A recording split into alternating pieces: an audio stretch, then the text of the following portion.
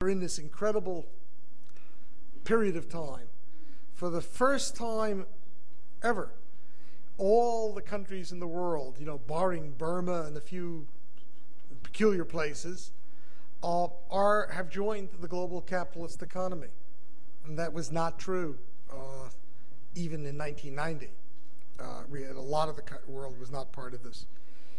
On the really positive side of this, I put more minds, because I think we're going to have more people doing science, technology, engineering, inventing new products, inventing new ways to deliver products than we've ever had in the history of the world. And obviously, many of these ideas will go from one country to another. So it's quite striking.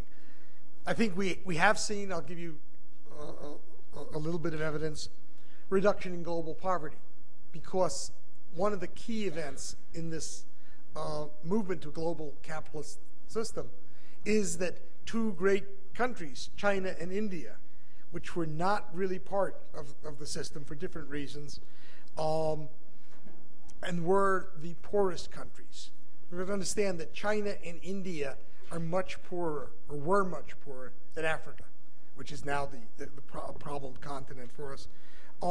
And as they have improved, they have really reduced global poverty. But, and this is what I'll put a lot of stress on, there are really large problems in this transition. You could think about this as a half of the human species was paid really low wages, working under non-capitalist, non-competitive market situations. Now they're suddenly brought in, and they're still being paid relatively low wages. So there's all kinds of problems. We've seen in almost every country in the world greater inequality within the country, even as the poorest countries have been catching up. So the world inequality has gone down, but every country having this rising inequality. And then there's been tremendous pressure, and I think there's going to be greater pressure in the future on labor markets. And that's on labor markets not simply in other developing countries from the China and India, and also the ex-Soviet bloc going in, but there's smaller numbers of people involved there, but also on the labor markets in our countries. And then there are laggard areas in the world that have problems.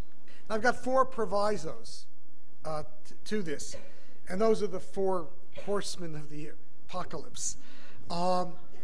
Because I think one of them is I've been more and more troubled about of late, not that I'm an expert in this. This is the danger of a global pandemic. If there is one thing that will just put a whole stop to everything I'm talking about, and probably a lot of everything we're talking about this conference, it will be if world trade grinds to a halt, because suddenly we have to quarantine major places of the world because of a global pandemic. Global warming will also potentially change a lot of the story that I'm going to be talking about. And then there could be terrorist insanity or political insanity. So the world I'm going to be sketching out is a world that develops without any horrific disasters that could just put a big spike into the entire globalization endeavor.